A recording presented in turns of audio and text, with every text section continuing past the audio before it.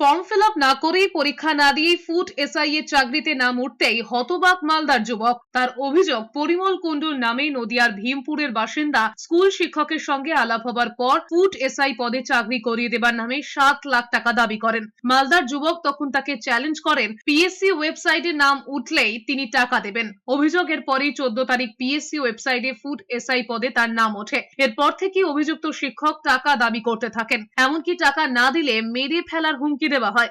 ঘটনায় হতচকিত ওই যুবক পরিমল কুণ্ডুর বিরুদ্ধে মালদা চাচল থানায় অভিযোগ দায়ের করেন।